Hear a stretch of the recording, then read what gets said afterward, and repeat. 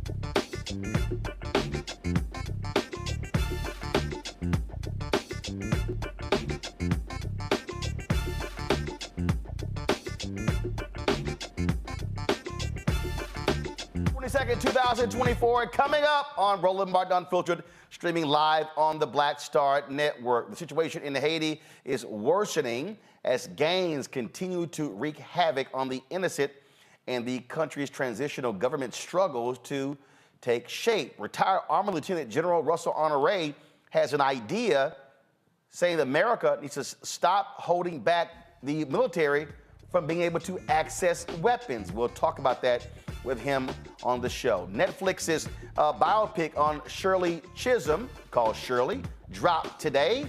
Tonight, you'll hear from Robert Gottlieb, a white man who worked on her presidential campaign, and we'll talk about what that was like and how he learned a whole lot working for Congresswoman Shirley Chisholm. Plus, we will hear from Congresswoman Barbara Lee, who also worked in that campaign, plus the producers of the movie, Raina King, and her sister, Oscar-winning actress Regina King. Folks, Republican Alabama Governor Kay Ivey signed a law prohibiting state funding for maintaining, sponsoring, endorsing, promoting, or affirming DEI progress. The chair of Alabama's Democratic Conference will join us on the show. Plus, Congressman David Trone is apologizing for using the word jigaboo when talking about Republicans. What was he thinking? We'll tell you. It's time to bring the funk. I'm Roland Martin Unfiltered on the Black Star Network. Let's go. He's got it. Whatever the miss, he's on it. Whatever it is, he's got the scoop, the fact, the find. And when it breaks, he's right on time and it's rolling. Best believe he's knowing. Putting it down from sports to news to politics. With entertainment just for kicks, he's rolling. It's on go, roll, y'all. It's Roland Martin, yeah. Rolling with Roland now. He's funky, he's fresh, he's real, the best, you know he's Roland Martin now.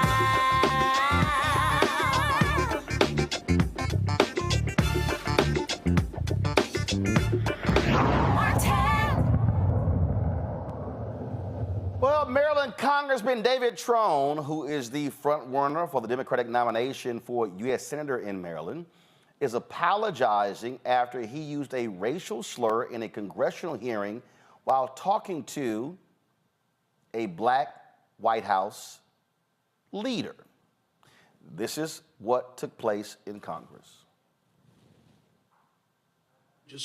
And government businesses don't make decisions on investment, which creates the jobs based on the tax rate. I've made, in my past life, hundreds of millions of dollars of decisions each year on budgets and to build new buildings, enter new states. And not one time ever in the history of my life did I say, what's the tax rate next year? What you look at is, can you compete? Can you do it better than the other competitor? And with that, can you create a P&L statement that works? And the tax rate, that's after the P&L. It's never, ever once been a consideration. So this Republican jigaboo that, it's a tax rate that's stopping business investment, it's just completely faulty by people who've never run a business. They've never been there. They have not a clue what they're talking about. Something has to be done. Well, that was not quite what he wanted to say. After he was contacted by the Washington Post, Trone released a statement, and this is actually what he said. He said, "Today, while attempting to use the word bugaboo in a hearing, I misspoke and mistakenly used a phrase that is offensive. Upon learning the meaning of the word, I was deeply disappointed to have accidentally used it, and I apologized." As you see right here in the Washington Post story, Trone, who's 68, is a Democrat. He's leading the May 14th primary race, and to succeed retired Senator Ben Cardin. Of course, he's also running against Angela Alsbrook, who is, of course, the Prince George's County executive there as well. Let's go to our panel to get their thoughts on this.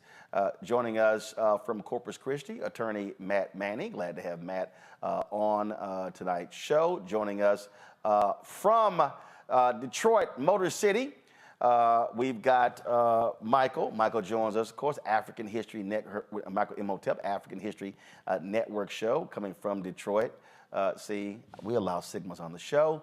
And also Tyler McMillan. We make you look good, Roland. Tyler McMillan, he's a social justice leader, former national director, youth and college division of the National Network. Wait a minute, hold up. We actually have two Sigmas on the show. Oh. That's called a record number. And what's still stunning to me is the fact that I meet two Sigmas under the age of 55. Shocking.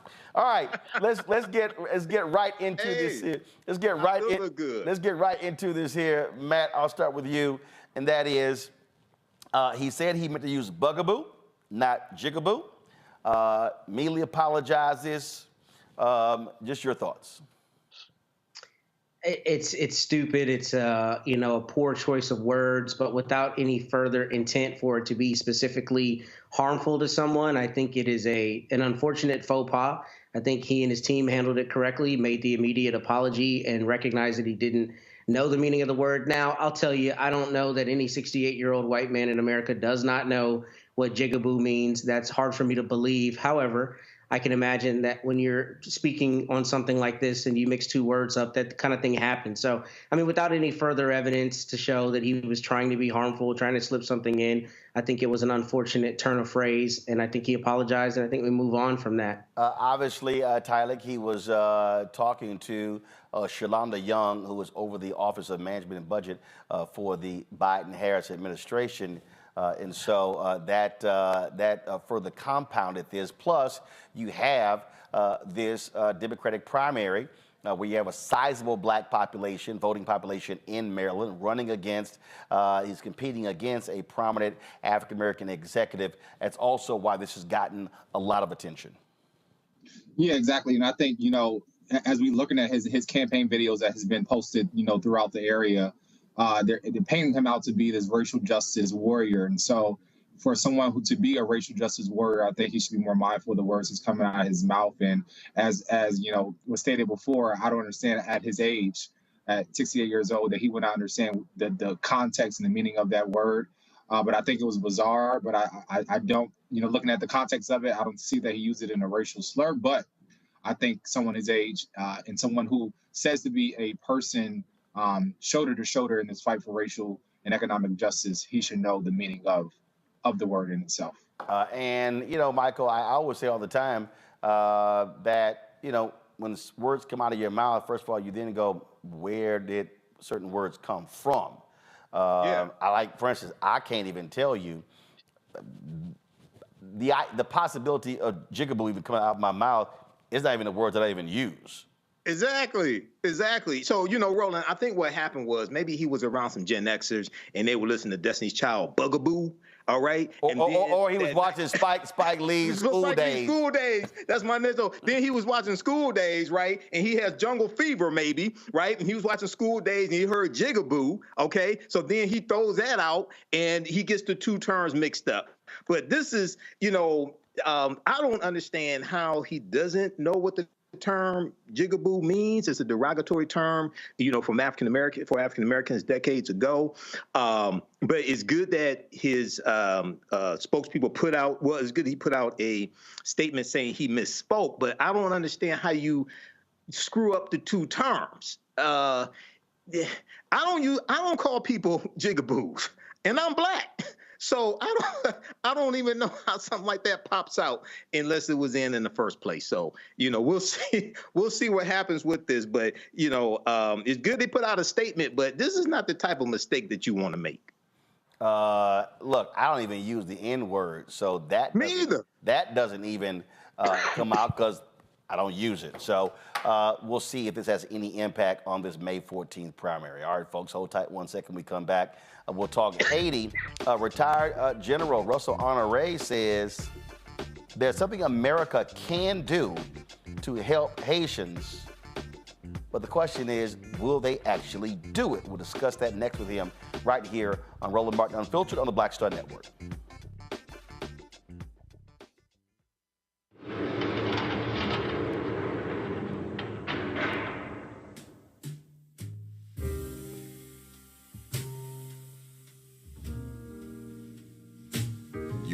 right to remain silent. Anything you say can and will be used against you in a court of law. You have the right to an attorney, and if you cannot afford an attorney, one will be appointed for you.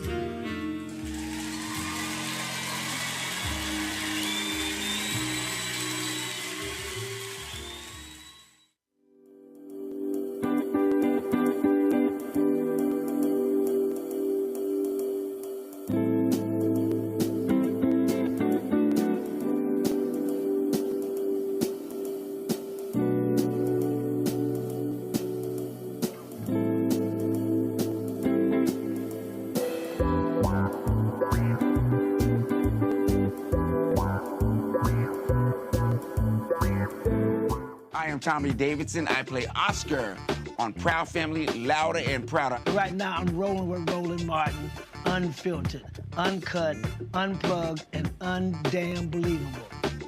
You hear me?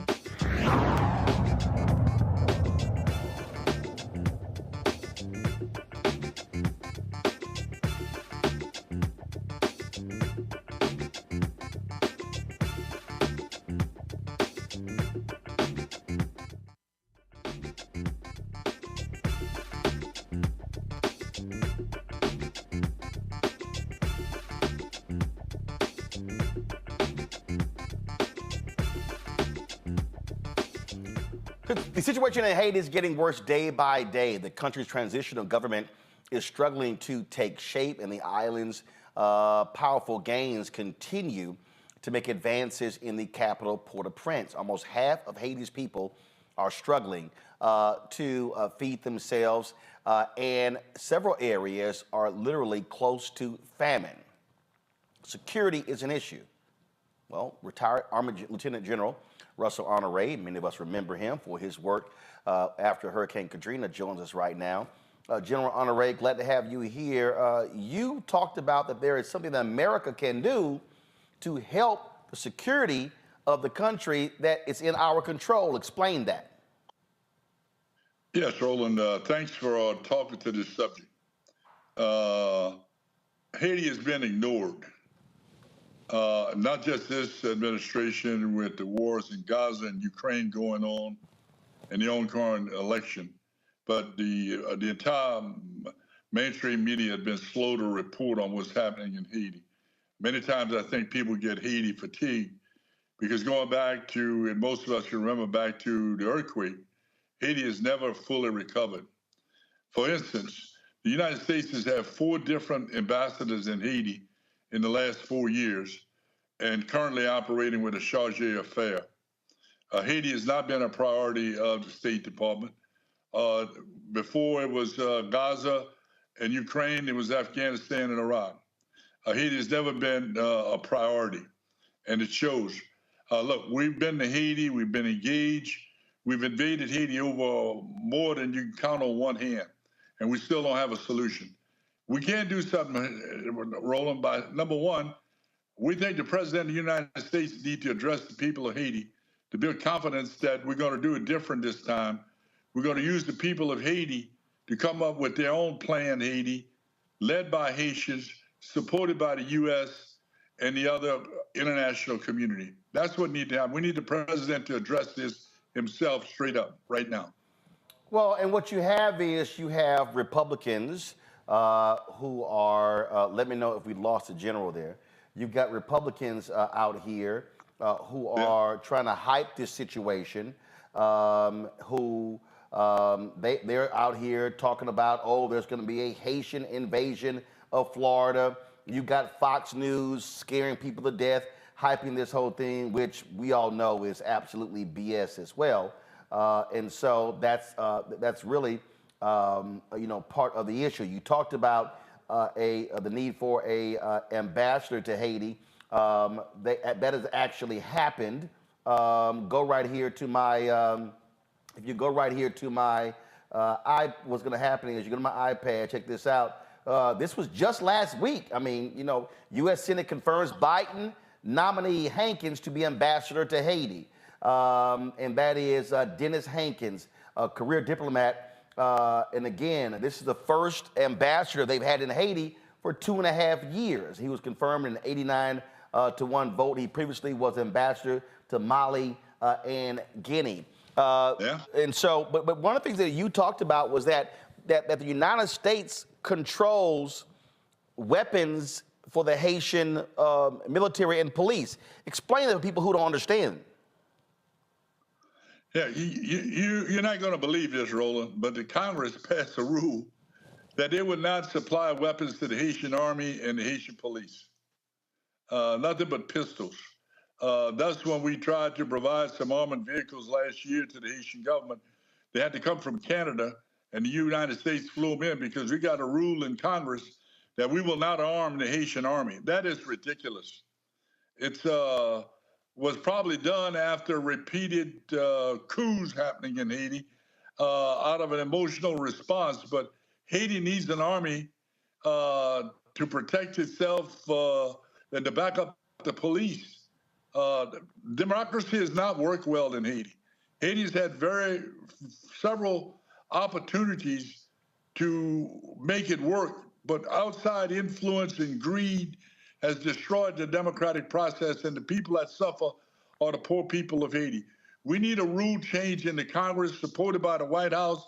This is why the president needs to come out and explain to the American people what the hell's going on in Haiti and why is it so hard to get something there, because most of the people in Haiti are reluctant of us to send the Marines in again, like they were there for almost 10 years at one time, and they had the blue hat helmet UN soldiers there for over 10 years, and nothing improved.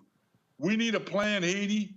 Right now, the CARICOM, the Caribbean nations, have put forth 8 or 9 people. Most of them are from one political party, the Montana party, who was sponsored by Representative Maxine Waters and the old Aristide regime. The people of Haiti will not accept this proposed solution, and the Congress need to approve weapons going to the Haitian army and the Haitian police. To your point, Haitians to solve this. To your point, go to my iPad. This was an article Jacqueline Charles, the award-winning Caribbean correspondent for the Miami Herald, wrote in September 2023.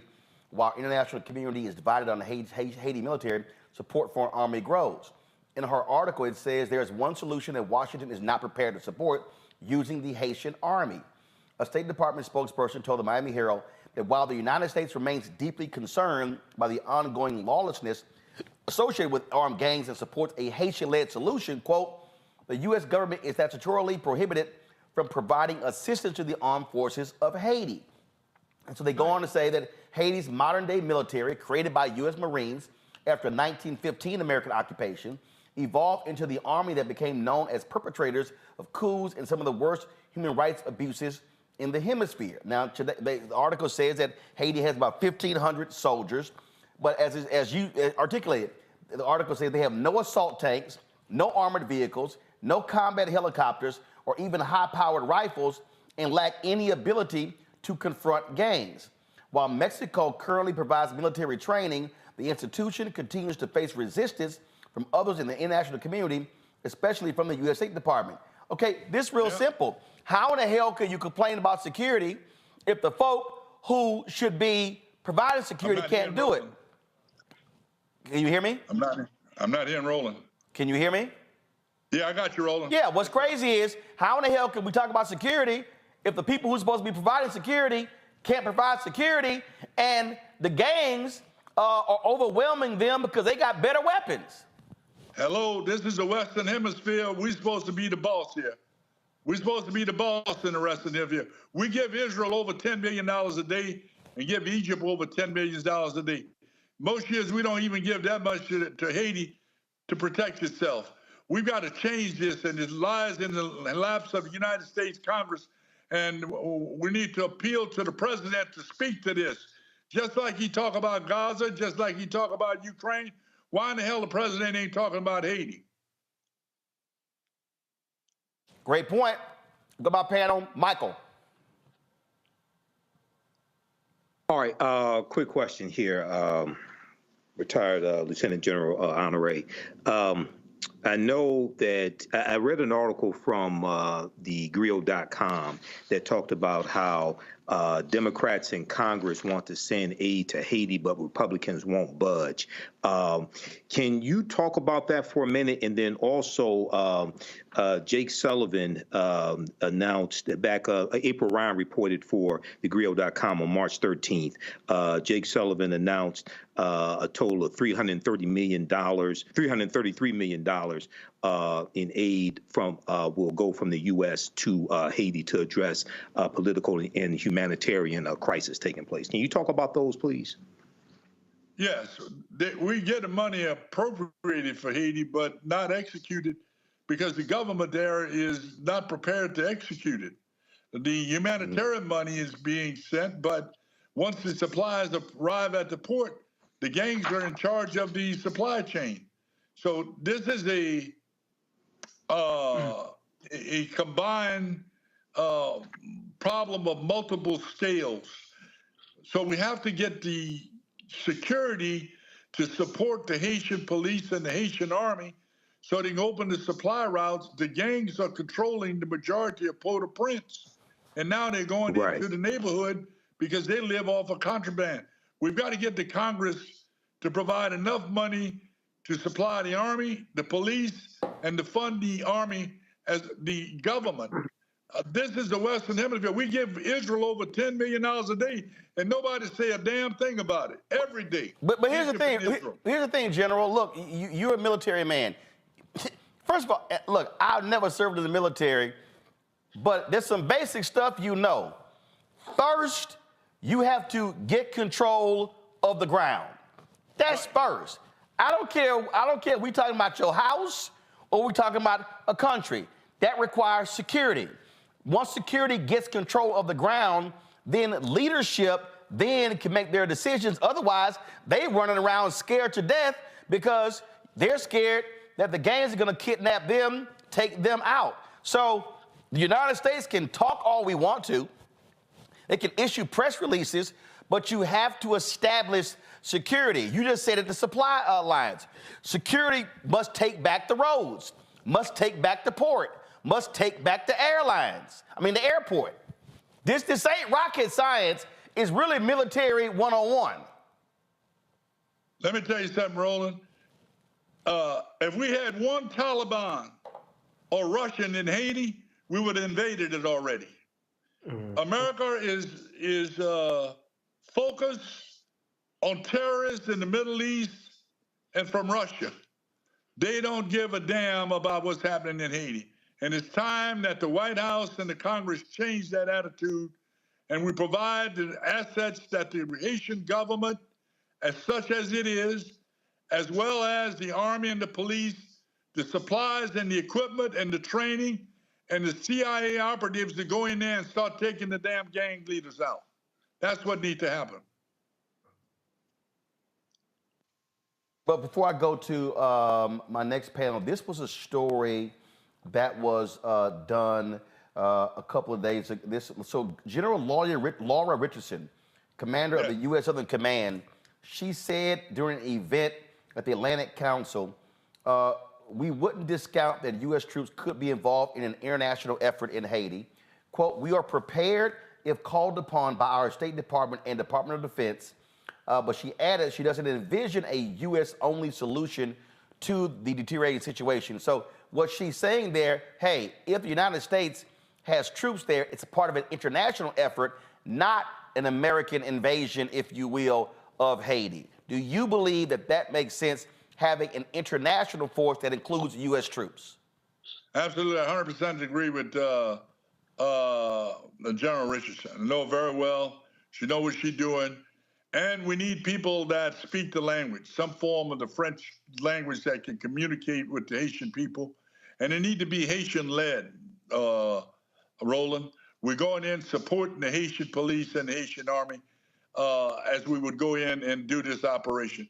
But this needs to be happening now. We need to have people on the way to Haiti now to establish security and provide food and open the chain so people can get gas and water and food and medicine and open the hospitals back in Haiti.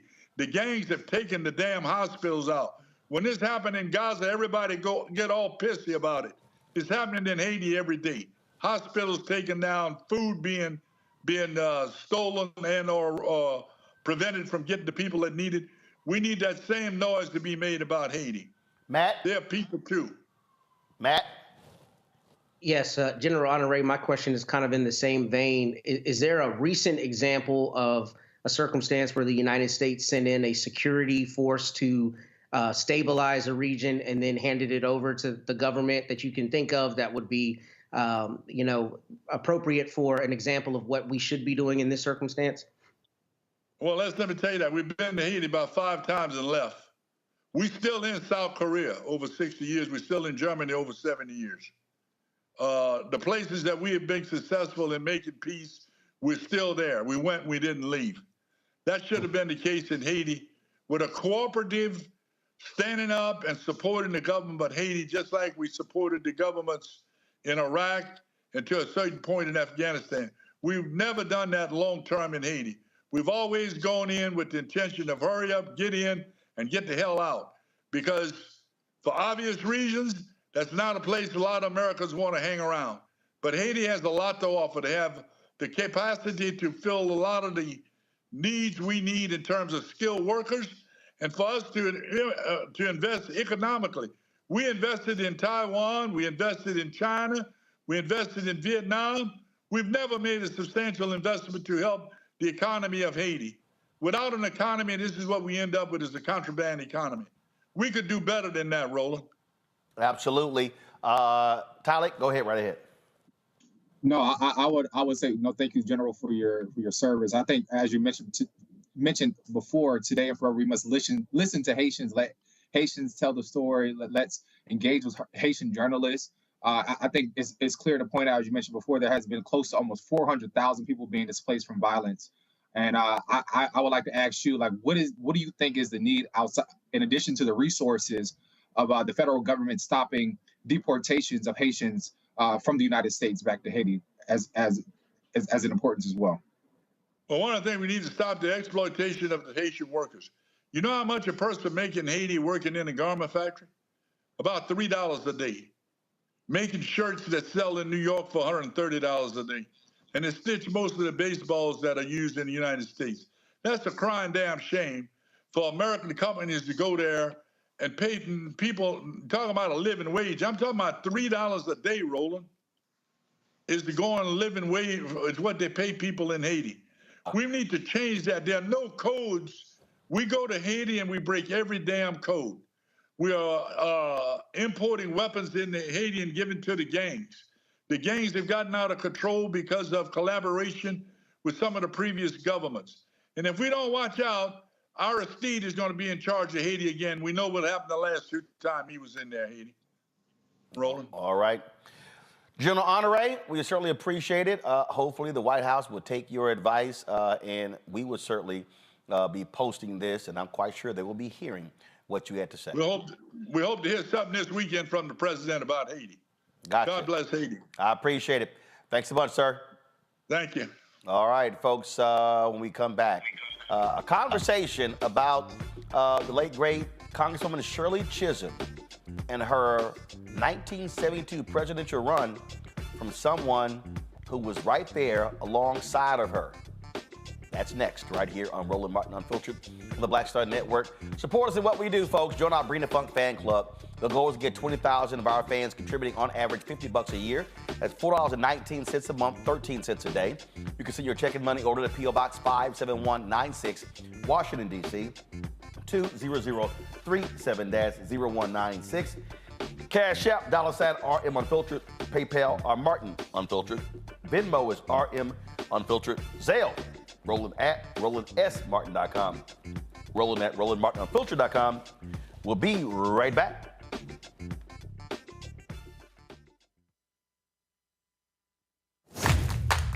I have something I want to tell you. I am running for president. Of the United States? Holy. I'm paving the road for a lot of other people looking like me to get elected. Brooklyn's first black representative. You're about to make history. You You want to be president? You ain't no man. Maybe we should find your mother. All you got is your one vote. You sound just like every other politician. Do I look like every other politician? Truly, you can't win. And why can't I win? I have an opportunity to make a difference. This isn't a campaign. It's a joke. The only thing anybody's gonna remember is that there were a bunch of black folks who made fools of themselves. See too much suffering. And I don't know how to not try. We're living it proud. I don't think I'm special. I just want to remind people what's possible. We need something that's going to make some noise. The Black Panthers and Shirley Chisholm. It's like thunder and lightning. I'm going to force all the politicians to be held accountable. You're gonna do all that. School teacher from Brooklyn. Harriet was just a slave. Rosa was just a domestic. What is it you do for a living again?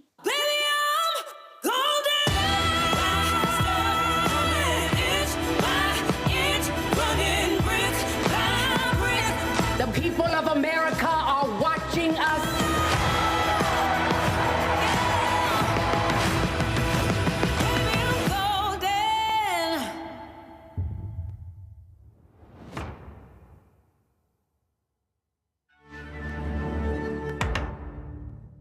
What's up, y'all? This is Wendell Haskins, a.k.a. Win Hogan at the original T-Golf Classic. And you know I watch Roland Martin Unfiltered.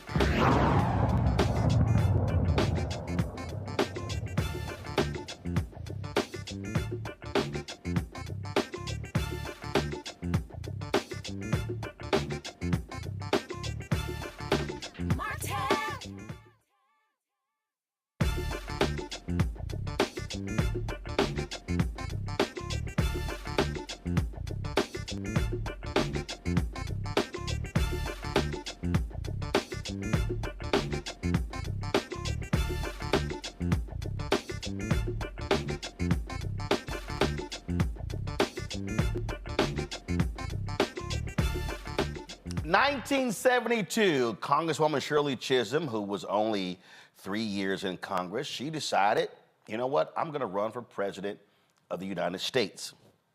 Didn't have a lot of money, did not have a huge staff. Some say she had a ragtag bunch of young folks and volunteers who were with her trying to make this thing possible. And of course, she did make history, paving the way, of course, for future runs. Reverend Jesse Jackson, Sr., running in 1984, 1988, and of course, the successful run of then Senator Barack Obama in 2008. But what was it like to work on that campaign, to be a student working on that campaign, to be a white student working on that campaign, to be a white male student? Well, my next guest has insight because he was on that particular team. If you watch the Netflix movie, it's now available. I saw it Tuesday in Los Angeles, and he was at the premiere. That's where we had the opportunity to meet. He has a significant role in the movie, and it was something that he did in the movie that even I wasn't aware of that involves media. We're going to get to that. Joining us right now is attorney Robert Gottlieb. Robert, how you doing? Glad to have you on the show. Roland, it's good to see you. Thank you very much. So, so first and foremost, before we get talk about the campaign, just initially, just your thoughts on this story finally getting the big screen treatment. There was a documentary that was done on Shirley Chisholm that I covered that a few years ago, but this is different. This is a movie done on her, starring Regina King, directed by John Ridley. Roland, it has been surreal beyond belief. It's been too long. We're talking about a brave, courageous woman who had the guts as a black woman to run for president of the United States. The audacity of that woman. And it's taken really all these years for Mrs. C, as I called her, to receive the attention that she deserved, not only as an historic story. This isn't just to teach people the history. It's to ignite people. She always said she wanted to be a catalyst for change. She wanted to be the person that lit a fire, but lit a fire within the process, not to throw the bombs, not just rhetoric. She went inside. She knew the game. She played the game, but she never lost her sense of speaking out for what she believed was right, consistent with the Constitution, what America and what America's promise has always been. The movie serves to get that message across. And hopefully, if there's one person who's touched by her and her message, who goes out there and continues the good fight, then it's all been worthwhile. I mean, this campaign was touted. Here's this black woman running, so the African-American part, the female part. So here you, a white guy, a student who got a scholarship to work in her office, and here you're in college, she goes, yep, come work on my campaign. And you're like, I got class. Well, no, but you didn't include the second line. I said, I have to call the university, and I have to call my parents. And I have to tell you, that's true. That's true. I was part of that ragtag young group that felt that she represented the very best and the promise. You know, you have to remember the times we're in. We're going through real hatred in the country back then. There was the racial divide. You had the Black Panther Party. You had the civil rights. You had the killings. Martin Luther King in '68, Robert Kennedy in '68. You had such, and the fires and the riots. So you had a real racial divide. You had the anti-war, the Vietnam War battle going on. And here I am, I'm at Cornell, and I went down to visit Mrs. C and the friends I had met the summer before. I went down there during Christmas break just to say hello. And before I left, Mrs. C calls me into her office. And just as it's depicted in the movie, it's so real. And she says to me, Robert, I have something to say, to tell you. I'm going to run for president. And after saying, what the, I then say, but I can't. I have to call the university. I have to call my parents. And I can't do it. And she then says words to the effect, I don't believe in the word can't. So I spent the day on the phone, calling my parents first, by the way, and then the university. And somehow I managed by the end of the day to have the university agree to award me with 9 credits of independent study to then spend the rest of my senior year working on the campaign. And I had to take a 3-credit course at George Washington University at night. That's how it unfolded. So first of all, what was that conversation like with your parents when you said, "Hey, yeah, I'm a drop out of school. I'm gonna go work on this black woman's campaign"? Listen, I called my parents knowing exactly how they were going to react, and it was go get them. There was no question. There was no debate. And I didn't call them for their permission. I called them because they were my parents, and I wanted them to know the important news. So all of a sudden this campaign starts, and she makes this announcement. And again, y'all starting off, don't have money. Democratic Party doesn't want her to run at all. Black leadership did not want her to run. I'm very familiar with what happened at the Gary Convention in 1972. Here we are 4 years after MLK's assassination. And here we are 4 years after you had integrated delegations at the Democratic National Convention in Chicago after the battle in Atlantic City in 1964. So we're only talking 4 and 8 years after all of this drama at the Democratic National Convention. And so you have all these black men who did not want her to run. In the movie, they talk about Congressman Walter Fauntroy, throwing his name in the hat only for the purpose there of D.C. And then you're battling. You got later the Speaker Willie Brown in California, who was dead set in supporting McGovern for the nomination. And so, not only, and then she's dealing with women who are not supporting her, black folks not supporting her. And so, who were y'all talking to? Who were y'all hoping to convince to vote for Congresswoman Shirley Chisholm? Listen, my focus was on students, but anyone working on this campaign knew damn well we would talk to anybody who would listen. We knew she was not going to be elected president, but we didn't treat the campaign as if she wasn't going to be elected president. We believed in her message. We believed that she was the right person. So we would speak to anybody. We would try to raise money. You described how it was at the beginning. No support from the Democratic Party, no money. Well, guess what? By the end of the campaign, nothing changed. The only thing that changed, frankly, is that the people who we thought would serve as the core group, and that meant the feminists, that meant the white women, that meant black politicians, people who professed to really stand for the need to have more blacks in Congress, in the Senate, in all walks of public life, whether they be a woman and a man or a man. The truth is, the men only could tolerate another man. So the biggest obstacle that I became aware of, really as a novice, was that the people who you would have expected to serve as her core, they all disappeared. And I don't care whether it's Betty Friedan, whether it's Gloria Steinem, whether it's any of the members of the Black Caucus. By and large, they may have professed the right message of support, but at the end of the day, they were not there.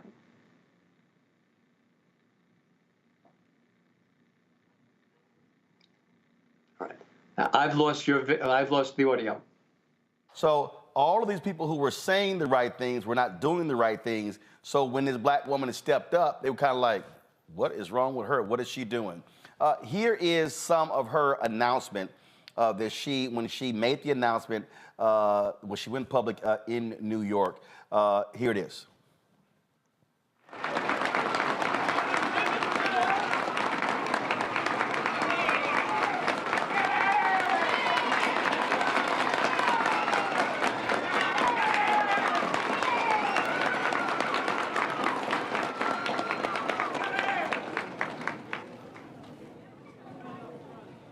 I stand before you today as a candidate for the Democratic nomination for the presidency of the United States of America.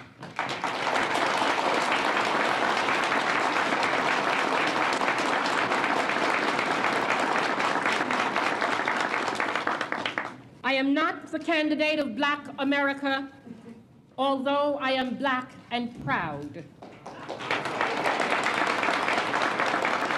I am not the candidate of the women's movement of this country, although I am a woman, and I'm equally proud of that. I am not the candidate of any political bosses or fat cats or special interests. I stand here now without endorsements from many big-name politicians or celebrities or any other kind of prop. I do not intend to offer to you the tired and glib cliches which for too long have been an accepted part of our political life. I am the candidate of the people of America.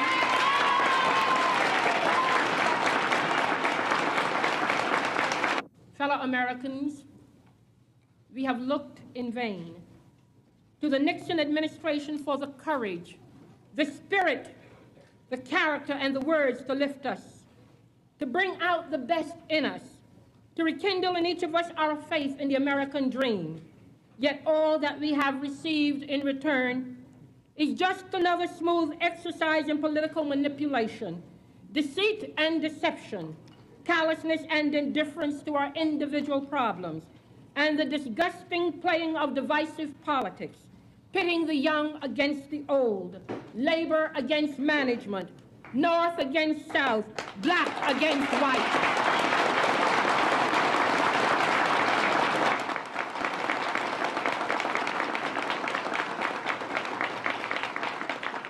The abiding concern of this administration has been one of political expediency rather than the needs of man's nature. The president has broken his promises to us and has therefore lost his claim to our trust and confidence in him. I cannot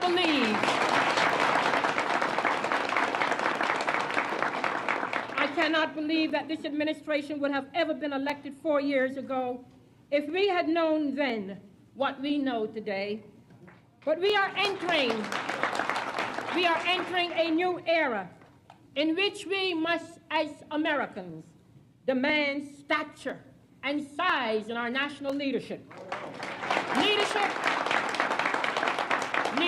which is fresh, leadership which is open, and leadership which is receptive to the problems of all Americans.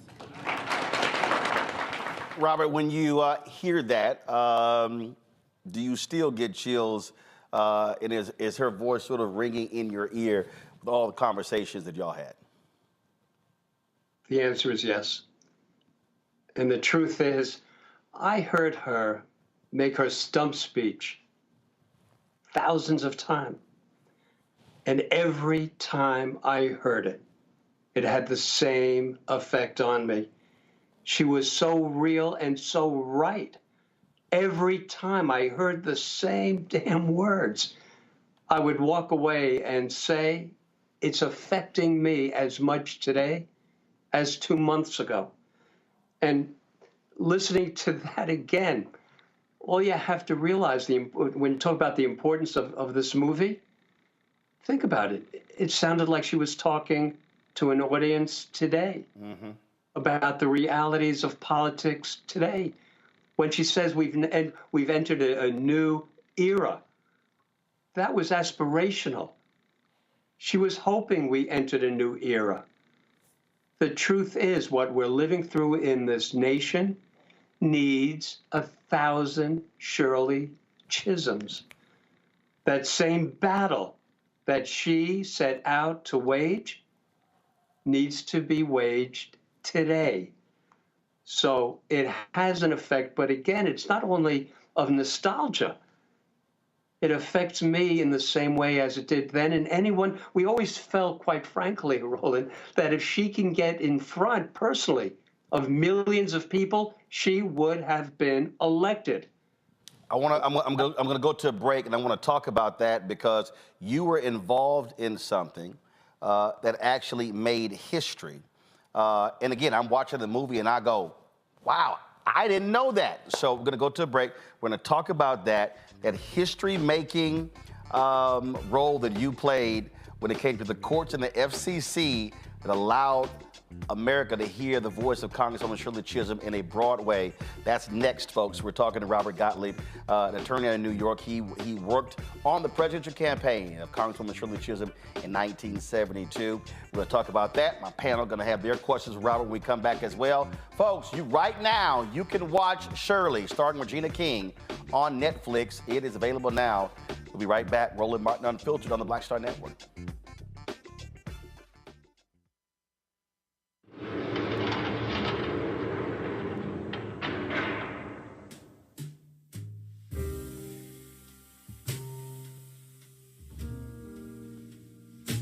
You have the right to remain silent. Anything you say can and will be used against you in a court of law. You have the right to an attorney, and if you cannot afford an attorney, one will be appointed.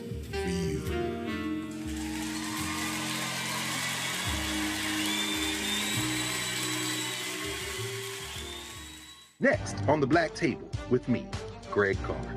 The Tuskegee Institute, now university, forever linked to the infamous and despicable syphilis experiments done on the poor rural farmers in Alabama and the Tuskegee Airmen, the famous heroes of World War II. But its history is about so much more. In his new book, The Tuskegee Student Uprising, author Brian Jones reveals a largely untold history, rich in radical activism and reform. Suddenly the students are meeting these folks whose lifestyle is very different from theirs, very rural, but they're seeing them lose family members. People in their family disappear. How Tuskegee became an epicenter for Black power. An amazing history lesson on the Black Table, right here on the Black Star Network.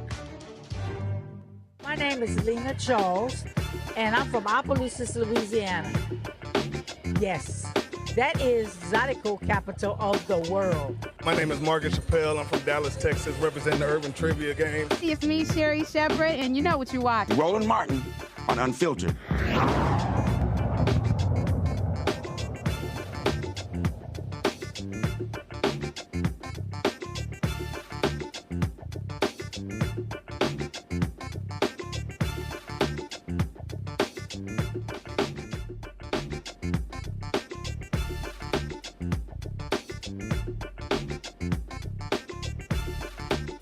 Gottlieb, a New York attorney who was a campaign staffer for Congresswoman Shirley Chisholm when she ran for president in 1972. So, Robert, I'm watching the movie, and then all of a sudden there's this scene where there was supposed to be debates, and the networks decided, hey, she doesn't qualify. And so she then said, let's sue. And y'all are broke, y'all ain't got no money. And so all of a sudden they're trying to figure out, well, who the heck are we gonna sit here and get to file this lawsuit? And they were like, that dude wants to be a lawyer. Walk us through that, because in the movie, the character's looking like, I know y'all not talking about me. Listen, I had that look many times, but Roland, and for anyone watching this, you don't want to get me disbarred. The truth is that, and the dialogue in the movie makes it clear that it was really brought by an organization, a media organization that fought for the right of equal time. I had nothing to do with the filing of the papers. I was aware of it, but movies convey. Of course. And I was the logical person because I was an undergraduate at Cornell. They knew I wanted to be a lawyer. I was aware of the issue. But please, don't let anyone think that I was the guy who drafted the papers or went to court. I had the information, and I know I supported it with all of my heart and soul. Did you find the group? Was your job to find it? How did that happen? I don't even know the inside story of how they came about, but I knew that they were very active, and it received a great deal of publicity that all these white male candidates were being invited on. I believe it was Meet the Press, and the person who was left out was Shirley Chisholm. So it didn't need me to start dialing the phone to say, are you interested? I guarantee you the calls started coming in unsolicited by organizations that were willing to fight the good fight. So they literally sue the networks, and the FCC rules you must provide equal time, and that's how she was able to get national media attention. That's correct. She went on Meet the Press, and then she went one-on-one on CBS, I know. She got a great deal, and it was just one person. She wasn't then in a group of 6 or 7 of the other candidates. She was one-on-one, and she was very effective, but you can only gain so much support by one appearance on TV. Wow. Questions for my panel. Tylik, you're the youngest one on the panel. You get to go first. I would just, I think the movie was just so amazing. I want to echo, I hear it saying like rooms are being made because of your audacity. Rooms are being made because of your audacity. And for the young folks that's out there watching, I think we should be inspired in generations to come. I think her message, echoes is intergenerational, is interracial. And her story is our story. And we're standing on the shoulders of Chisholms to be change makers, industry disruptors, fearless fighters. And I just want to thank you for your bravery, your audacity to have faith in this Black woman who has changed, history forever. You're a part of history. I'm grateful to have listened to this conversation and be a part of this. And I just want to say, what would your message be? What do you think Shirley Chisholm's message would be to young folks these days, especially as we're looking at, this election season, and folks who are just, very complacent and who don't want to be a part of, politics or government or, to be civically engaged. What do you think the message of Shirley Chisholm would be today to those young folks? Her message today, and by the way, I let me just say this first. I really thank you for commending me. But I have to tell you, I don't really deserve that. And I'm not just saying that out of some false sense of modesty. It was so natural. It was an opportunity to work for somebody who had the right message, which I'll then talk about in a second. And I didn't think at the time that I was doing anything special. I thought she was doing something special, and that's why I wanted to work with her. But at the time, it didn't take bravery on my part. It didn't take courage on my part any more than it would take courage to march in Washington against the Vietnam War or to support the Black students at Cornell when they insisted on an African American studies program. We did what we had to do in order to implement what we believed this country was supposed to stand for. As far as what Mrs. C would say today, it would be the same thing as she said then. Don't just be angry about what you see. Don't just give rhetoric, because you're going to spend the rest of your life just angry and yelling about things. There's a way to stop what's happening in the country today. So young people, get off your video games, get off social media, get in the streets, march in the streets, organize, knock on every damn door. November is right around the corner. And there is no excuse. When it goes against you, don't complain, young people, when your books are being taken away from you, when you're not able to study certain topics you want to study in school, when if you become pregnant, you can't have abortion, or you can't vote because you don't have the right identification. Don't complain. That would be her message today, but it's the same message. And that's what's so disheartening in many ways. We're reliving history, but it's real right now. Get off your backsides. Matt? So let me first say, I think the statute of limitations has run on any ethics complaint about you filing lawsuits. The lawyer on the panel would say that. You are hired. Thank you. I have one question and one comment. So the question is, what parallels do you see in the treatment of Black women in politics these days as it relates to your time with Mrs. C? Any improvements or any steps back in the current era as it relates to the treatment of Black women in politics and even just the credence that they're lent? And then the comment is, thank you for doing many years of criminal defense. I tell people that is quintessential lawyering, and I appreciate you having made a career of that kind of work. So thank you again. Thank you. By the way, I don't think that takes courage either. I think that's what our Constitution says I should be doing. As far as the politics today, just see the anger and the hatred that's directed against certain minority members of Congress. Anyone of color. Look at AOC. What she has to bear, it becomes very personal.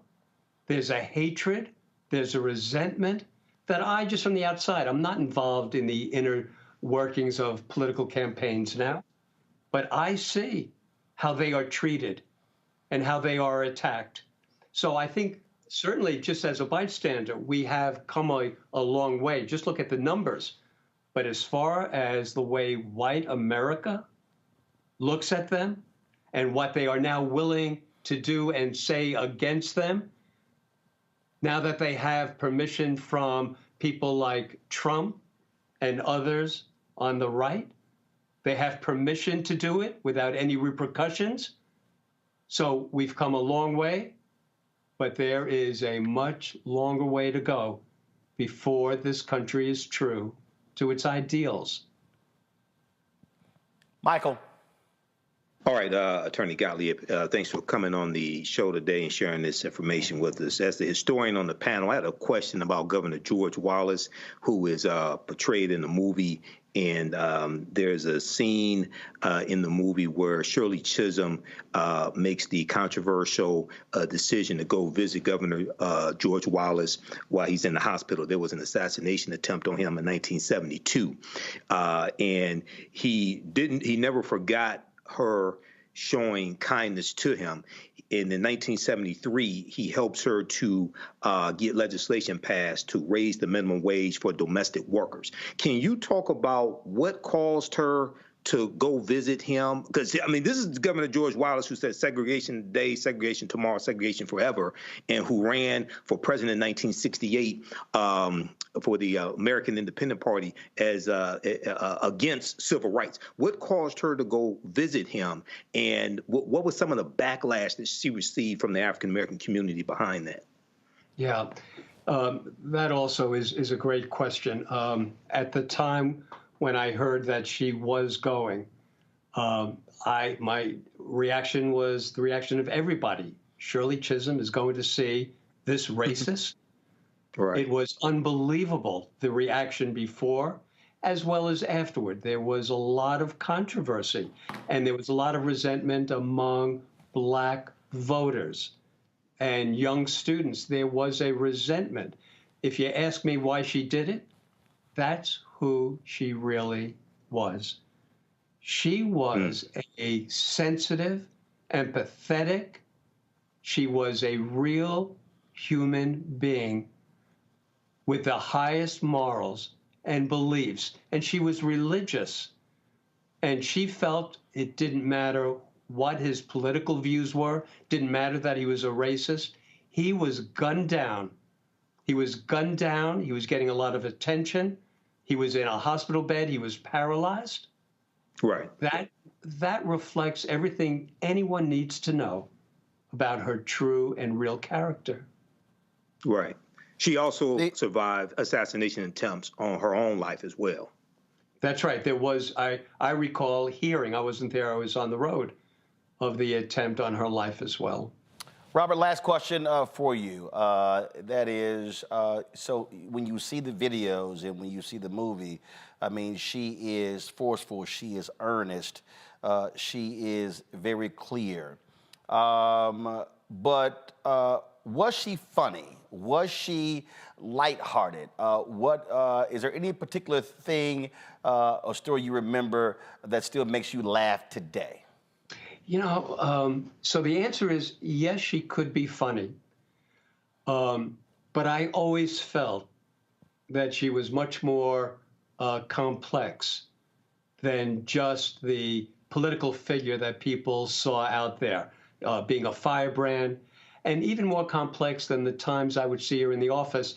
The scene in the movie where some white Southern congressman approached her time and time again, saying how amazing it is that she is making the same salary as he is, and he's this Southern guy, and he mocks her. He mocks her by saying, "You're making $42,500." And what would happen, every time that happened, Mrs. Chisholm would come back to the office and mimic. She was a great mimic. And what I saw when I saw that movie the first time and I heard her making fun of that guy right to his face, it brought it back to me so clearly because Regina King nailed it. That's exactly how she said it. That's exactly how she would make fun of this guy. So she was a good mimic, but I never had a sense that she was having fun after leaving the office. I never had a sense that she was going out to party. Now, she may have. She didn't share all that stuff with me. But I felt she was so committed to what she was doing.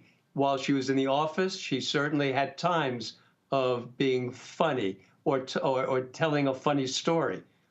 But that was so overshadowed by her real persona, which was standing up for what's right.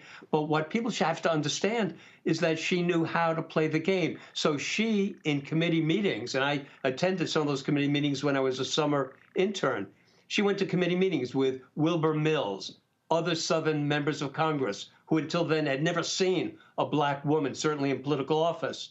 And she managed to work with them. And that was a lesson which I know had an impact on me. Even the people who you personally detest, if they have the power, she understood how to wield her power by getting some incremental change. It was important for her to accomplish that. And she did accomplish it in many ways. Well, I think that this movie is so needed. And I'll be honest, I'm a native of Houston. And obviously, for me growing up, we all knew about Congresswoman Barbara Jordan. And I think if you ask a lot of people in this country who was the first black woman in Congress, they actually might say Barbara Jordan. So in many ways, Congresswoman Shirley Chisholm was overshadowed all of these years by the oratory of Congresswoman Jordan. She was on the Watergate panel, but the reality is the first black woman in Congress in American history was Congresswoman Shirley Chisholm. Robert, final thoughts. I appreciate that you invited me. I really do. It's good seeing you again.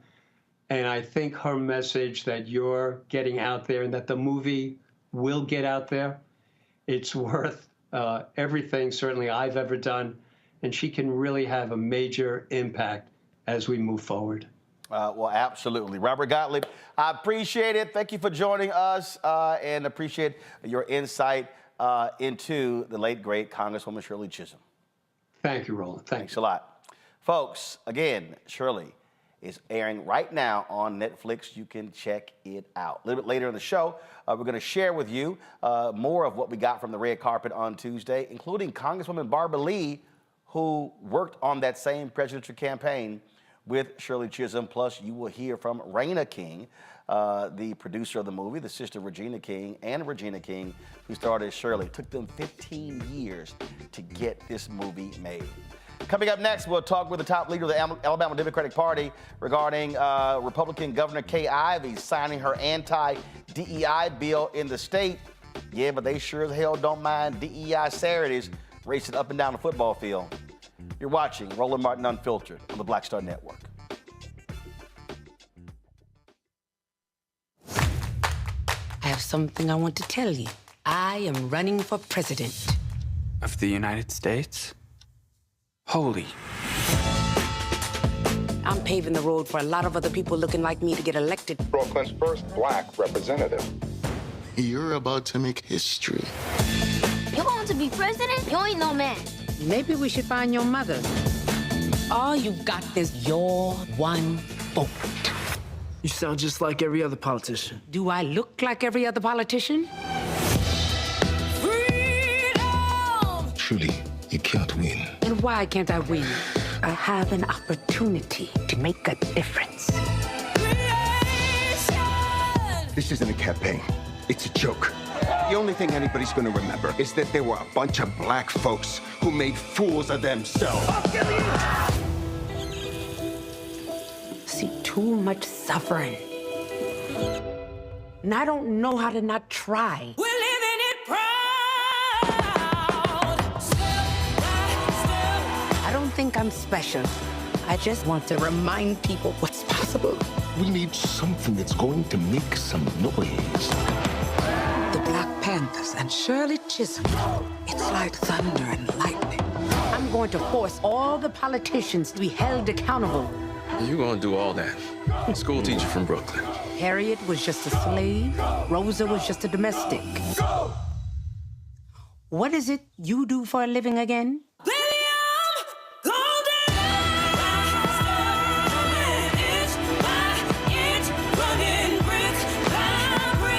The people of America are watching us.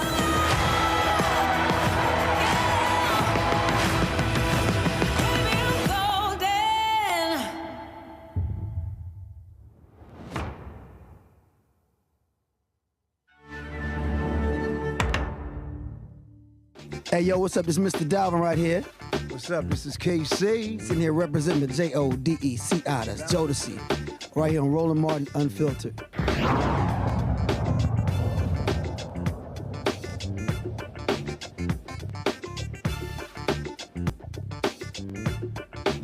Well, the white Republicans in Alabama have done like those in Florida and other states by outlawing DEI. Alabama Governor Kay Ivey signed the bill that, again, prohibits any money at state institutions for being used for DEI programs. The bill passed the Senate, which prohibits public entities such as schools and universities from promoting diversity, equity, and inclusion programs. The law says schools cannot fund initiatives that teach concepts that any individual should accept, acknowledge, affirm, or assent to a sense of guilt, complicity, or a need to apologize on the basis of his or her race, color, religion, sex, ethnicity, or national origin.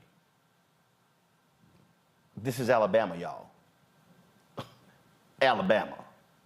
The law takes effect October 1st. Joining us now is Joe Reed, chair of the Alabama Democratic Conference, vice chair of minority affairs for the Alabama Democratic Party. Joe, glad to have you here.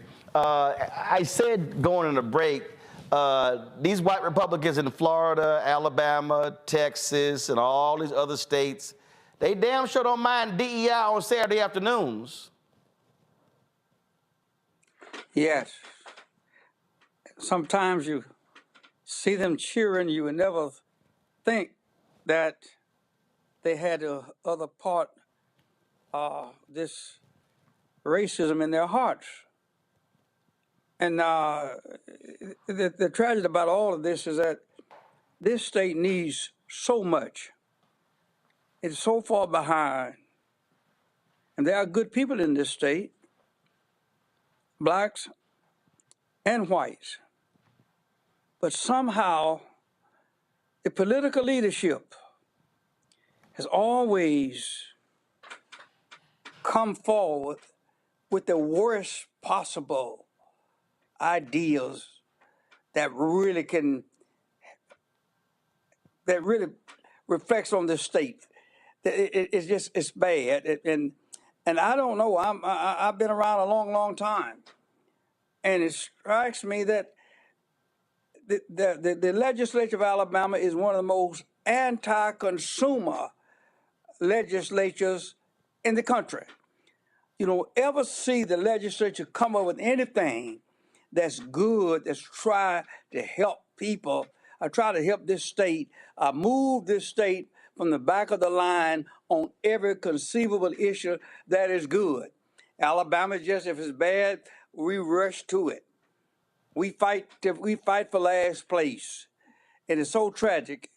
And it's tragic that our leadership in this state has not done anything that will try to help move this state forward.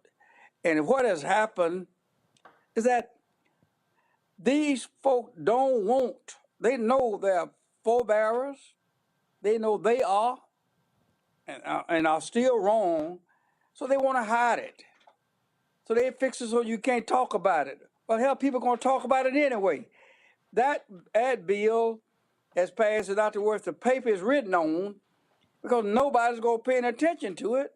I know I'm not. I know there are other people who are not going to do it.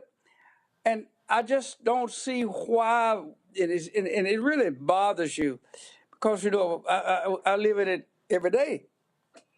And it just bothers you that you never see the leaders of this state come forward with good things for the people of Alabama. So we keep embracing mediocrity. We keep embracing racism. But I thank you for having me on this program. Well, but here's the deal, though, Joe. I mean, look, I called this years ago. My book is called White Fear, How the Browning of America is Making White Folks Lose Their Minds. And what you see the attacks on critical race theory, the attacks on affirmative action, the attack on woke. They want to brand everything as woke. This is the latest deal. And so what this is about power. It's about, and this is what I've been saying, the reason this thing is escalating as quickly as it is. After the death of George Floyd, that movement, that was the first black-led movement in American history that a majority of Americans supported. It was the first time in history. And what scared these white folks was they saw young white people pissed off, protesting. The massive protests all around the world wasn't just black folks. They saw white kids angry and upset. And these white folks said, oh, hell no, we cannot have these young white folks learning about true American history. That's why they hate the 1619 Project. That's why they don't want certain books to be read, because they are scared to death of younger white folks learning the real story of American history, not that BS that we were all taught. And they said, no, we got to put a stop to this quickly, otherwise we going to lose control of this whole thing forever. That's what Alabama is doing. That's what Florida and DeSantis is doing, and Abbott in Texas, and Lee in Tennessee, and on and on and on. You said it so much better than I. You said it so much better than many others. And that is, and if there's a real hope, it is in the young people, in particular white young people, because there are some changes. You mentioned earlier about the guy running a touchdown on the football field. Well, people applaud those guys. People will say they're not so bad after all. And I cracked a joke a while back. I went before a group to talk, and I said, I really feel sorry because I don't see any white boys playing football. And it was a joke. But my point I was trying to make was that Alabama, George Water stood in the schoolhouse door. All over the South, Ross Barnett did what he was going to do, took Kennedy to bring out the truth of that. So Orville Forbes in Arkansas, and also the man with the axe handler over in Georgia. And I say that because all of that noise and all of that fear and all of that hate was really pushed out and played with and talked about. And now those same schools got 60 or 70% of the black football players on their teams. And those students are going to school together. And so they're in college together. They're doing everything together. And you're so right. That's the thing that they really don't want to happen. They want to keep us divided by disliking or hating each other, as opposed to really sitting down at the table of brotherhood and sisterhood. That's the big challenge, and they don't want that to happen. But they can burn books, they can prohibit books, they can do everything negative about books.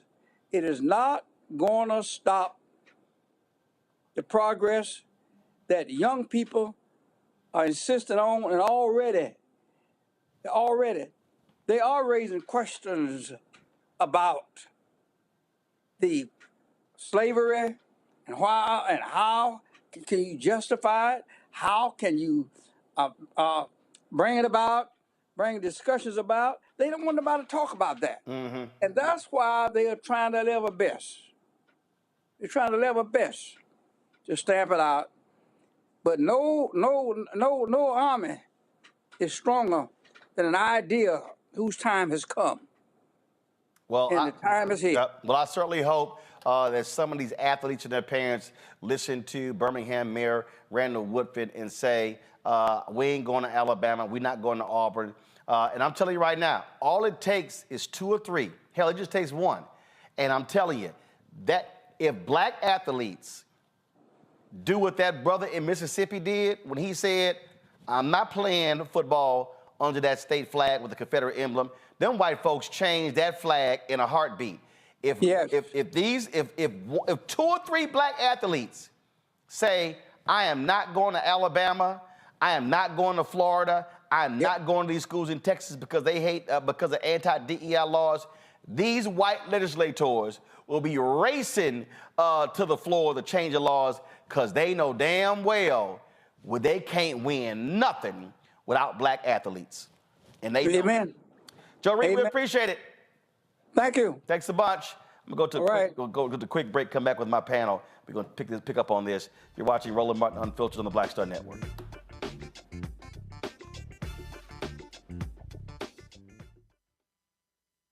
Terry and I, we couldn't play in the white clubs in Minnesota.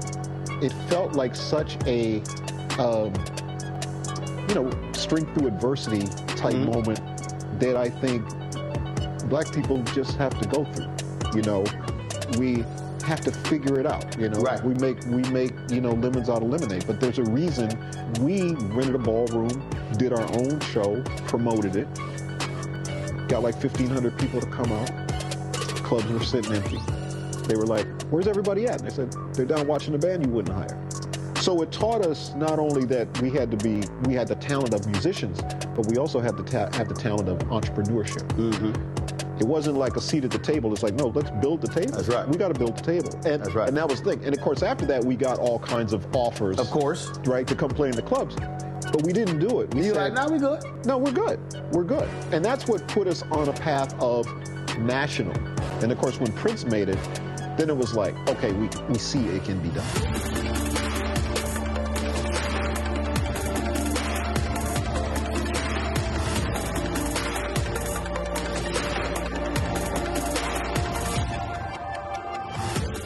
Farquhar, executive producer of Proud Family. Bruce Smith, creator and executive producer of The Proud Family, Louder and Prouder.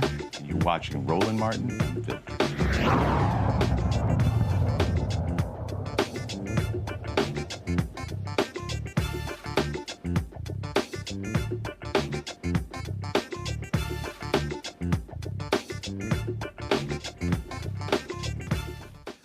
All right, folks, welcome back. I was somewhat disappointed, Michael, that after Mayor Randall Woodfin made his call, other politicians did not join him. And just like I was disappointed that other pro athletes, even those retired, who didn't go pro, who played college ball in Florida, didn't step up and join Emmitt Smith when he blasted Florida, their anti-DEI. And it was the same when I called out Texas A&M for their treatment of Kathleen McElroy, journalism professor. And I said the same thing. And a lot of former athletes at Texas A&M, I got a call from some, but they didn't go public. They didn't say anything. Right. And what these black politicians and black athletes must understand is silence don't help nobody. And if some black athletes had said, I'm standing with Emmitt, I agree. And then it builds and builds. Otherwise, it looks like, oh, you said it, nobody responded, whatever. Oh, Mayor Woodfin, oh, it's just you talking, whatever. Y'all good with it, we can just move on. Yeah, Roland, there's so much here, and we see this moving across the country. And this is something really that Donald Trump unleashed going back to September 2020 when he did his executive order banning critical race theory being used in training for federal employees. And we've seen all this explode from there. Yes, other athletes need to step up and boycott. Yes, they need to speak out. Other politicians need to speak out, et cetera. But too many of us are scared and complacent. And I said the same thing back when Colin Kaepernick had his protests as well. I said African Americans need to stop watching the NFL, stop buying jerseys, stop buying tickets in protest. And we understand when we work collectively and leverage our economics to enforce our political agenda, we have a much better chance of winning. So one of the things that I would say that needs to take place in Alabama, if it hasn't already taken place, is one, we saw in Florida, we saw hundreds of black churches started teaching African American history inside the churches as a rejection of the social studies standards coming from the Florida Department of Education and the Stop Woke Act that Governor Ron DeSantis signed into law. It's called Faith in Florida. It's a whole initiative in Florida. Two, I would say if I was African Americans in Alabama, I would say, okay, Governor Kay Ivey, you're against the divisive concepts being taught. Well, teaching about George Washington in school is divisive because he owned 318 slaves. Teaching about Thomas Jefferson is divisive because he raped Sally Hemings and he owned collectively 600 slaves in his lifetime. Teaching about Andrew Jackson is divisive because he signed the Indian Removal Act of 1830, which forced Native Americans on the Trail of Tears into Oklahoma, and 1/3 of the people with them were African Americans. So I would flip them on them and talk about all these other things that you're teaching that are divisive and attack them that way as well. So we need to fight back. You know, Matt, yesterday, Michael Harrod of The Root said that if you actually take this law, you could literally apply it to football because the NCAA requires DEI programs, and Alabama is an NCAA school. He said, it would be great if somebody actually filed a lawsuit on that behalf. He said, and that would really shake them up. He said, because the NCAA literally requires it. And he said, and this law is counter to that NCAA requirement. I said, sound like a good idea to me. I think that would be brilliant. And it's funny because that's exactly what I wanted to opine on as it relates to this situation in particular. I think what we need to do is clog the courts. I think the law is patently unconstitutional. The fact that they write something as vague as divisive concepts as it relates to race and sex and other things, that doesn't give any rubric for what is considered permissible under the law and what's not permissible under the law. And the same thing happened here in Texas when they passed their anti-DEI laws. So I think what needs to happen is, and I'm hoping somebody walks into my office one day with this exact complaint so I can file the suit. But frankly, what needs to happen is somebody needs to say, look, my children have a right under the 14th Amendment to an equal teaching of not only true history, but their own history. The idea that some contingent of students, a very large contingent of students, will be taught an abridged version of history that applies to them, to me, seems to run afoul of the 14th Amendment and equal protection just per se. And I think the problem is these legislatures have run roughshod over the Constitution, despite being the people who usually crow about it. And when somebody files a lawsuit, I think it would be borne out that these are just not constitutionally written and they don't pass constitutional muster. Now, the obvious problem is when you have conservative courts that are reviewing that, you can't have any hope that the Fifth Circuit, or I guess in this circumstance, the 11th Circuit, is going to do the right thing necessarily in construing the law. But that to me seems to be the way to attack this, because these laws are clearly political rhetoric. They are not actually laws that are written well, and they're not laws that provide any permissible basis of what you can do and what you can't do. So I think that's a genius idea, because as you mentioned from the beginning, the reality is nobody has any problem with DEI when it relates to sports, when it relates to anything that they get enjoyment from. But when it comes to something that makes them feel bad, i.e. the true history that shows a history of abuses and injurious actions by white people against black people and people of other races, then it now becomes a problem. And I think that lawsuit would be genius, because it would force them to recognize that you're okay with black people in one context and you have a problem in another context, and that doesn't comport with this idea that you're anti-DEI, particularly if the NCAA, requires that, because you want to see them run down the football field at Tuscaloosa, and this would make it hard for that to happen. Tyler. Yeah, I would say, they don't care about your diversity, but want you to run a ball. They don't care about your equity, so they keep you from voting and having access to the ballot. They don't care about your inclusion. So they block history books and ban books. I think it ignores the systemic inequalities and historical disadvantages that played in this country, telling the true history of what's happened in this country. What we see happening from Governor Ivey is an agenda of white supremacy. She's an agent of white supremacy and trying to take us back. But, we must do all we can to organize and strategize, whether that's in the courts, in the streets, to really fight this off. But I think once we look at it, when we look at affirmative action, the truth of the matter is that it has always been white women that have been the benefit of affirmative action. So we look at DEI and affirmative action.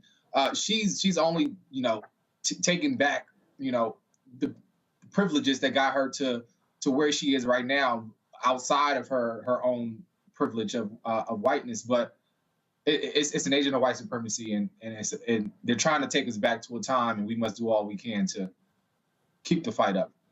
Absolutely, that's what we must do.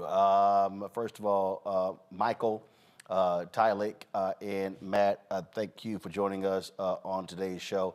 Certainly appreciate it. Thanks a bunch, gentlemen.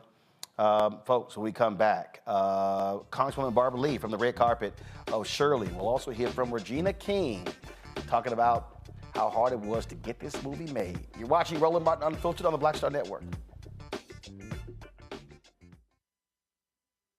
Next on the Black Table with me, Greg Carr, the Tuskegee Institute, now university, forever linked to the infamous and despicable syphilis experiments done on the poor rural farmers in Alabama and the Tuskegee Airmen, the famous heroes of World War II.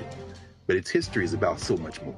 In his new book, The Tuskegee Student Uprising, author Brian Jones reveals a largely untold history, rich in radical activism and reform. Suddenly the students are meeting these folks whose lifestyle is very different from theirs, very rural, but they're seeing them lose family members. People in their family disappear. How Tuskegee became an epicenter for Black power. An amazing history lesson on the Black Table, right here on the Black Star Network.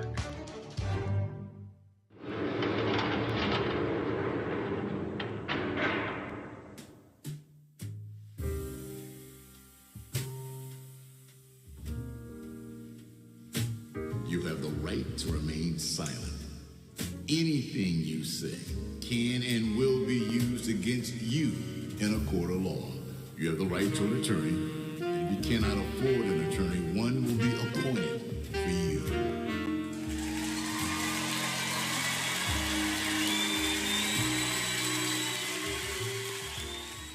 Hi, I'm Jo Marie Payton, voice of Sugar Mama on Disney's Louder and Prouder Disney Plus, and I'm with Roland Martin on Unfiltered.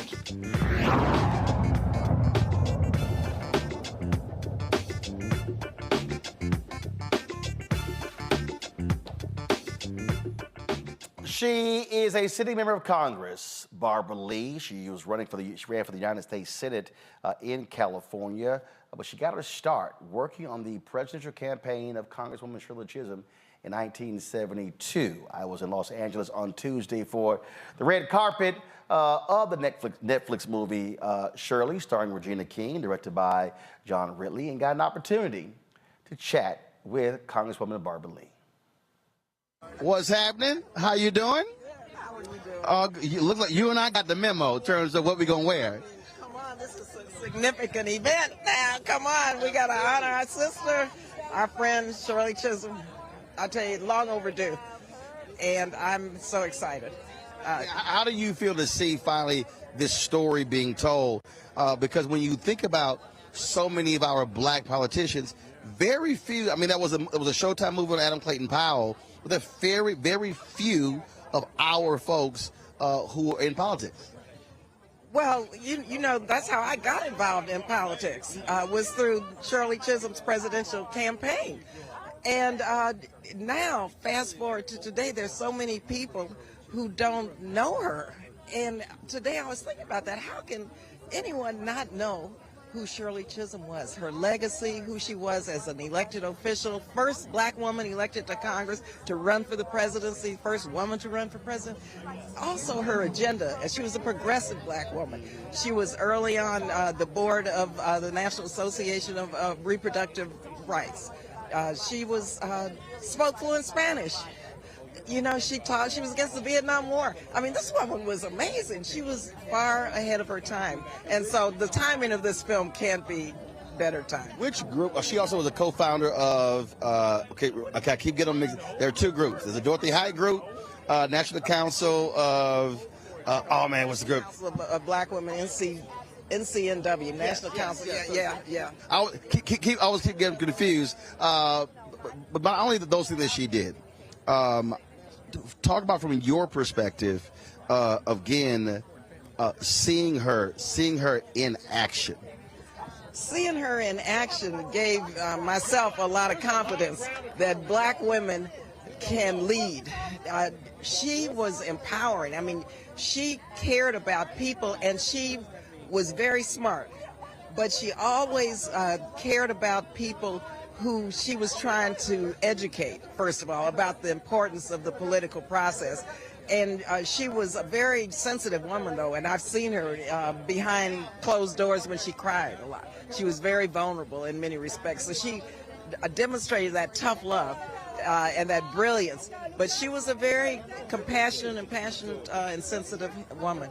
I reminded somebody earlier, I was telling the audience that that 1972 convention in Gary, a lot of folks don't realize they were not embracing her. They were trying to draft a man to run.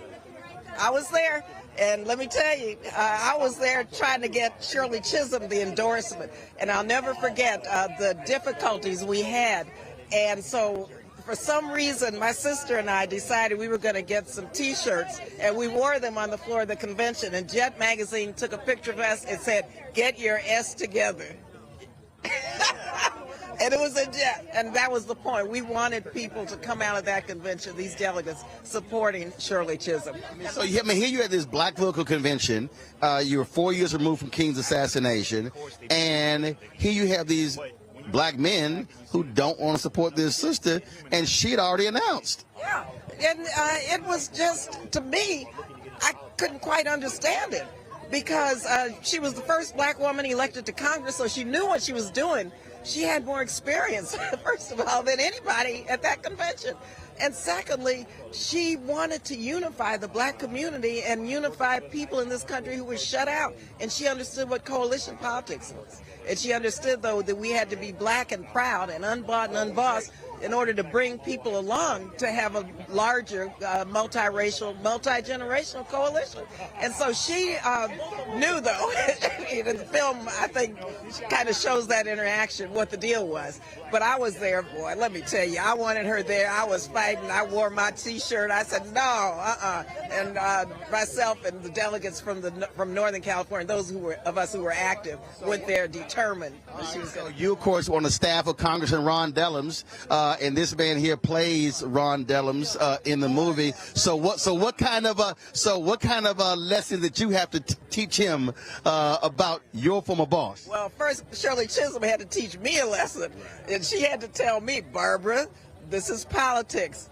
Barbara, little girl, to the day she died, called me little girl. She said, tell my brother to come home. It's for him. I forgive him. I understand what he went through. And of course, she had to work on me. But finally she did. And I understood what real loyalty and what true love and what real friendship meant, because she showed me, because I was upset. I was upset when she went to see George Wallace. I was mad. I wanted to leave the campaign. But I have to tell you, at that convention, I was really shattered. My dreams, my aspirations, my idealism, but Shirley brought me back, and here she was the one, and she brought me back to where I ended up working for Ron Dellums as an intern. I worked for him for 11 years. He was my best friend. He was close to Shirley, as Maria can tell you. He loved Shirley Chisholm, and this man was a statesman. You knew Ron, and you know how close we were, and I managed his office, and I've seen him through all kinds of crap, and he stood tall. first chair of the Armed Services Committee. He taught me everything about the defense budget. I mean, he was, and you really played this role quite well. You were Ron in that movie. Right. That's the biggest compliment I could get. I really appreciate that. Really? The only thing is you're not an alpha man like Ron, but see, Ron's my alpha brother, so you know. Now, look, he was an iconic figure. So how did you prepare for that role? Well, I mean, like you said, he was an iconic figure, so there was so much footage to kind of reach from. I started with his book, and then from there, I just started looking up stuff and seeing speeches and videos of his, interviews of his, and I mean, it's a wonderful journey because Ron is an incredible guy. And so to go down that rabbit hole, so to speak, and really like listen to him speak and watch him develop as a speaker over years and years and years, it was like going back to college. He never used a note when Ron spoke. Ron would, and I remember one time he wanted me to represent him at a conference in Mexico, in I think it was Ciudad de Mexico. And I said, no, I can't do that, Ron. I can't represent you and speak at this major conference. I think Angela Davis was there. He said, why not? And he sat me down in his office. He said, look, you know more than what the audience knows. This is what you have to do. This is just how you think about that. He said, and relax. He said, because you know this. And I got down there, and believe you me, his words came back, and he said I did great. Everyone told him that was a wonderful speech I gave, but I was so nervous. I was representing him, first of all, but then giving this speech, because, you know me, I like my little talking points so I don't ramble and go off script. And he was so brilliant with his oratory skills that I always felt like there was no way I could do that. I want to get your thoughts again on this now being made a story for all to see across the world. I am so humbled and honored right now. It's been a long time coming, and just to have her story told the right way, the most poignant way that can be, I'm so blessed. It couldn't have come at a better time as this, with all the turmoil our country is in right now, and to have young people to come out and see this. That is my biggest plight, to have young people to come out and see it. So I'm just elated. You know, being her goddaughter, it's a whole new thing. I'm just so happy. This is just the beginning. Final thoughts for you. Go see the movie. Go see the movie. Get galvanized, get out and vote. Right. Yeah. Right. I appreciate it. Let me conclude by saying one thing. I want to just say a couple things about Regina. What an unbelievable, brilliant actress she is. She embodied not only Shirley Chisholm's oratory skills, her accent, her persona, but her spirit. And also, I have to just salute Christina Jackson. For me to meet someone playing me, it was like meeting me meeting me. And she did a wonderful job as Barbara Lee in the movie. Congresswoman, always good to see you. I appreciate it. All right, folks, going to a quick break. We come back, we'll hear from Raina King and her sister, Oscar-winning actress Regina King, about their long, arduous battle to get Shirley made.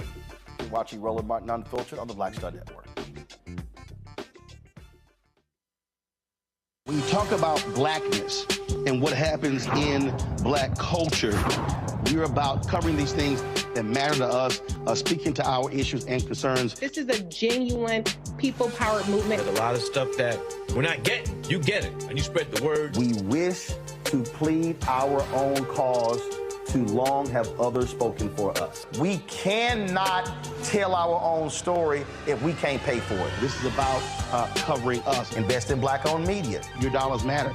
We don't have to keep asking them to cover our stuff. So please support us in what we do, folks. We want to hit 2,000 people, $50 this month, raise $100,000. We're behind 100,000, so we want to hit that. Y'all money makes this possible. Check some money orders. Go to P.O. Box 57196, Washington, D.C. 20037-0196.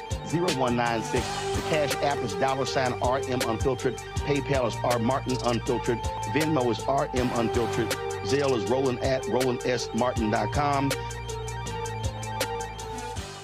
Hey, what's up, y'all? I'm Devon Franklin. It is always a pleasure to be in the house. You are watching Roland Martin Unfiltered. Stay right here.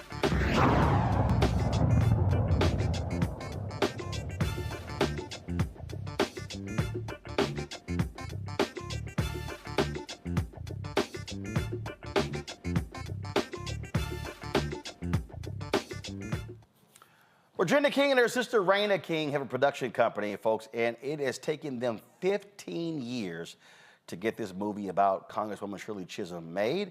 I chatted with Raina and Regina on the red carpet on Tuesday in Los Angeles. How you doing? Look at you. Well, you know, look at this. She was a special woman, so you got to.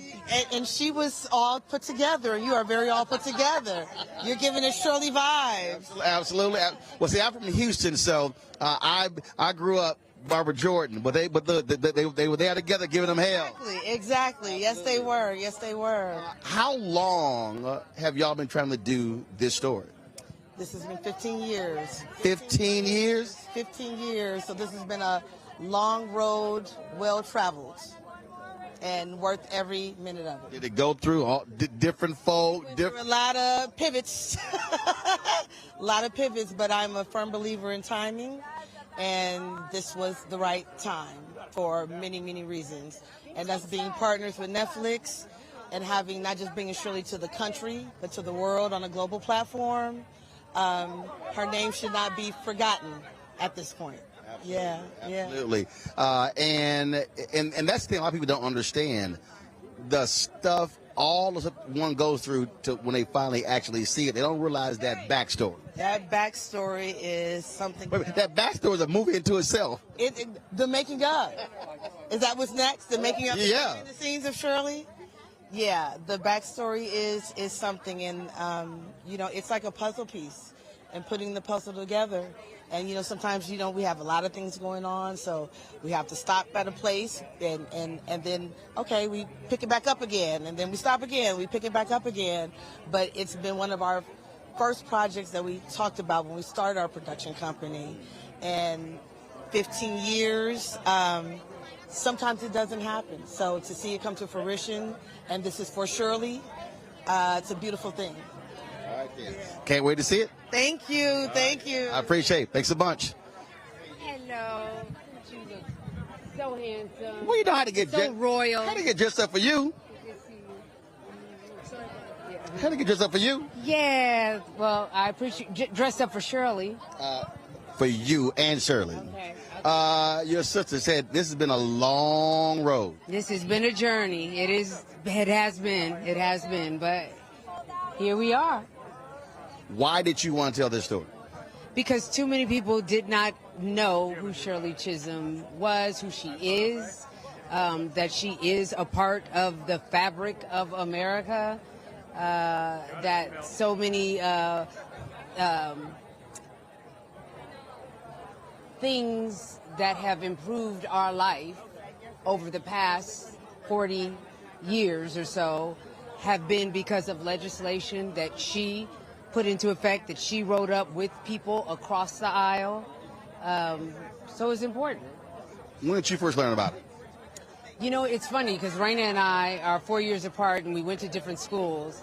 I first learned about her probably in like the 3rd or 4th grade. I was lucky enough to have a teacher during Black History Month that chose Shirley was one of the people to teach about on one of the Black History Month days. And so we got a little 2-minute snippet of an introduction to Shirley.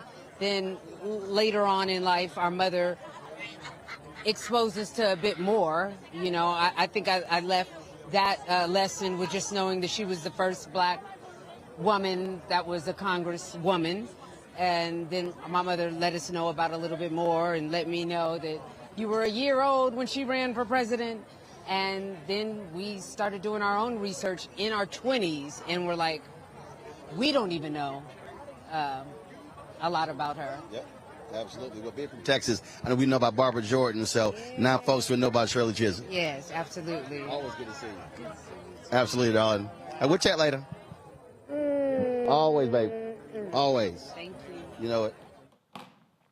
Folks, Netflix is airing Shirley as we speak, so y'all can check it out. That's it for us. Listen, support us in what we do.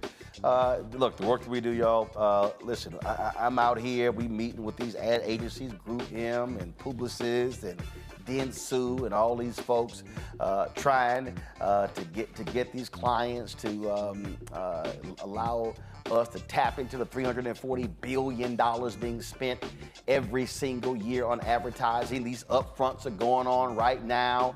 Magna's having theirs next week. And so we are trying to see to make it happen, but your support is absolutely crucial for the work that we do. Our goal is very simple, to get 20,000 of our fans contributing on average $50 each. That's $1 million. Y'all, that is huge. I need you to understand, to run the Black Star Network is $195,000 a month. $195,000 a month.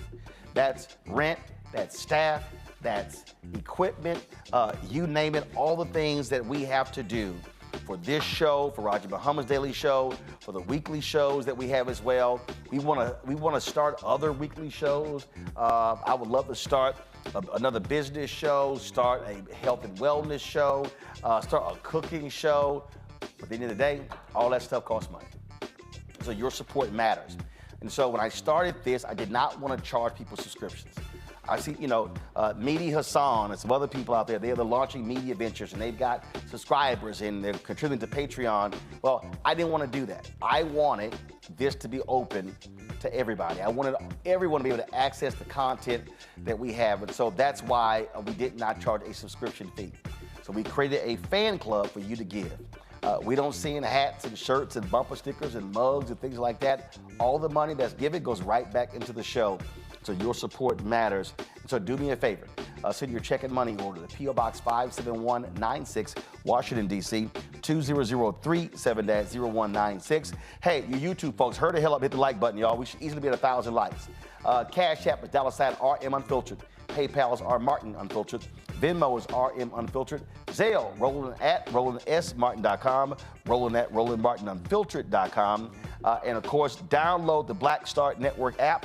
Apple phone, Android phone, Apple TV, Android TV, Roku, Amazon Fire TV, Xbox One, Samsung Smart TV, YouTube. Y'all hurry the hell up. It's 133 away from 1,000 likes, okay? A bunch of y'all commenting. Hit the like button, YouTube folks. We should always hit 1,000 likes minimum every single day. So let's get going. You can also watch our 24-hour streaming channel. In addition to the Black Star Network app, you can watch our streaming channel on Amazon News by going to Amazon Fire. You can tell Alexa play news from the Black Star Network. You can also watch us on Plex TV, Amazon Freevee, Amazon Prime Video. Also, be sure to get my book, White Fear, How the Browning of America is Making White Folks Lose Their Minds, available at bookstores nationwide. And so let's do this here. Why don't you go start rolling the names of our contributors, and I'm going to sign off when these folks get these likes up to 1,000. They messing around. We had 917, so y'all hurry up.